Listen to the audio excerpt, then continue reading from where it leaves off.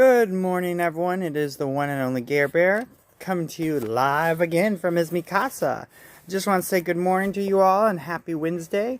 And I just want to know if you guys like what you see or what I talk about, please click below and smash the like button and subscribe and give me your input and things you want to hear and talk about while we're doing Mornings with Gare Bear. And on that note, let's get started. I just want to apologize for my tardiness. I slept in way past my alarm, so that's why we're doing a little Mornings with Gare Bear a little late today.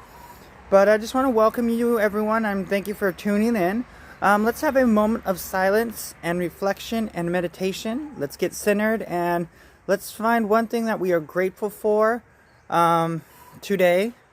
I know in times like this, it can be tough to find that one simple thing to be grateful for, but let's dig deep, let's get centered, and let's just have a moment of silence.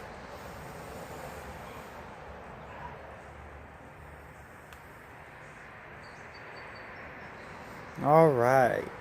So today we are going to go straight into it. We are coming from one of my favorite books. It's called Just for Today, and today's Just for Today is entitled, Are We Having Fun Yet? May 6th. In time, we can relax and enjoy the atmosphere of recovery. Basic text, page 56. Imagine what would happen if a newcomer walked into one of our meetings and was met by a group of grim-faced people gripping the arms of the chairs with white knuckles. The newcomer would perhaps bolt, perhaps muttering, "I thought I could get off drugs and be happy." Thankfully, our newcomers are usually met by a group of friends, smiling folk who are obviously fairly content with their lives they found in Narcotics Anonymous. What an enormous amount of hope this provides. A newcomer who has been deadly serious is strongly attracted by an atmosphere of laughter and relaxation. Coming from a place where everything is taken seriously, where disaster always awaits the next corner, it's a welcome relief to enter a room to find people who generally don't take themselves too seriously. We are ready for something wonderful. We learn to light up in recovery. We laugh at the absurdity of our addiction. Our meetings, those rooms filled with lively, happy sounds of prolonged coffee, clattering chairs, and laughing acts, are the gathering place where we first welcome our newcomers and let them know, yes, we're having fun. Just for today, I can laugh at myself. I can take a joke and I will lighten up and have some fun today.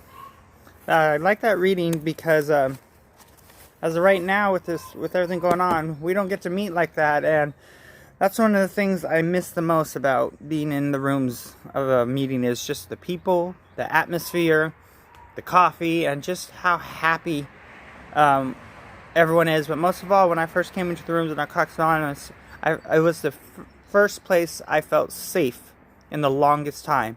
You know, out on my addiction on the street, I was always looking over my back, running, and trying to creep out windows because I just ripped that person off and I had to make a quick getaway without them knowing. So when I first came to the rooms, that was one of the first things I noticed. I felt so safe. I felt the warmth and love of the environment, and I felt like in the longest time I did not have to look over my shoulder constantly. I didn't have to dodge people. I didn't have to worry about walking into a meeting and who did I rip off and are they going to get back at me. I didn't have to worry about any of that. I just felt safe, and I felt in my addiction I didn't have a sense of peace. My mind and my body and everything was always in a constant chaos storm. And when I came into the rooms, I felt that chaos, the storms of my life all came to a cease, even for that brief hour and a half. And that's what I love about, coming into the rooms of Narcotics Anonymous. And, I can't wait. I cannot wait for us to be able to get back into the rooms because, it's amazing. It's amazing, the connection, the energy, the love you feel in that room. And it's amazing. So I look forward to the day we can go back into that. So that was a little about the reading. So I'm going to talk about something that's really important for me, at least. I'm going to talk about today, the word of the day we are going to have is powerlessness. And I'm going to go ahead and read the definition of powerlessness and why it is I chose this word today. So the word powerlessness means to imply that a person or a person in his or her current situation cannot do anything within his or her power. So the reason why I picked powerlessness is because, as many of you know, and I've talked about it a few times, I was coming upon 2 years clean, and I decided to go out and relapse. And I relapsed right at 2 years, and I was, with my relapses, I always look at it as a learning. Where did I go wrong in that last relapse to cause me to relapse? What led up to that relapse? And I was kind of just looking, kind of going through it and talking about it. And, in step 1, it says, we admit that we're powerless over our addiction and our life has become unmanageable.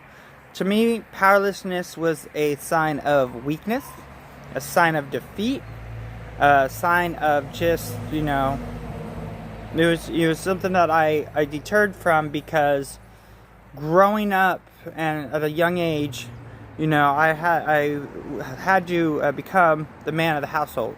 After my dad became ill, I became his full-time caregiver. I had to make sure my sisters and stepmom were okay, and I was working 2 jobs and trying to complete a senior year in high school. And my dad was a tough man, and he taught me never to back down from a fight, never to give up, and if you're in a fight, you better be the last man standing. And for me, that word powerlessness, I wasn't willing to accept that. I wasn't willing to accept that my life and this thing called addiction had full control of my life.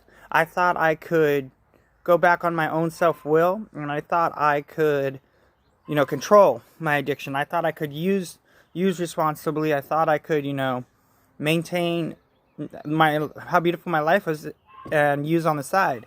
And so to me, that word powerlessness was kind of a reservation. It says we hear it all the time. If we have reservations anywhere in our recovery, that reservation can lead into a relapse. And so I wasn't willing to fully accept that I was powerlessness, because, it was just, that's how I was raised. And so I found out this time around, what I'm doing with my sponsor, I'm still on step 1. And what he's doing is having me really understand the depth of step 1 and the powerlessness, and because I don't want to have another relapse.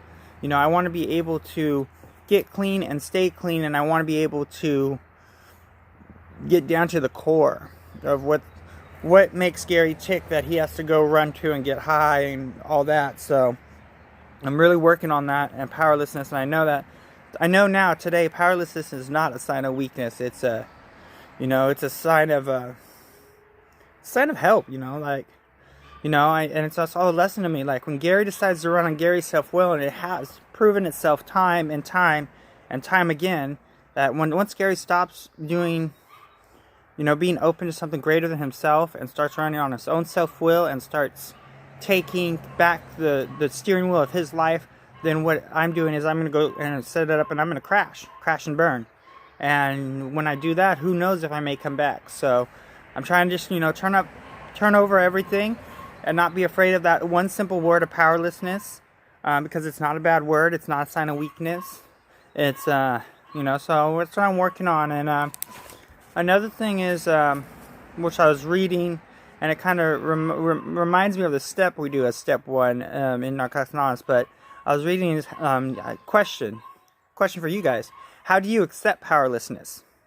And that's a good question, I didn't know how to do it, but if those out there that are struggling with this word, powerlessness, and how to accept it, here's some 3 points that I read and wrote down, and maybe it can help you guys.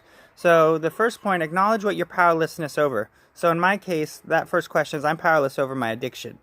I can't control my addiction. I can't use it as responsible. So that was a no-brainer there. But acknowledge what you're powerlessness over. I want you guys to think about that for a minute. Is there things in your life that you're powerless over, that you are willing or not willing to accept? Point 2.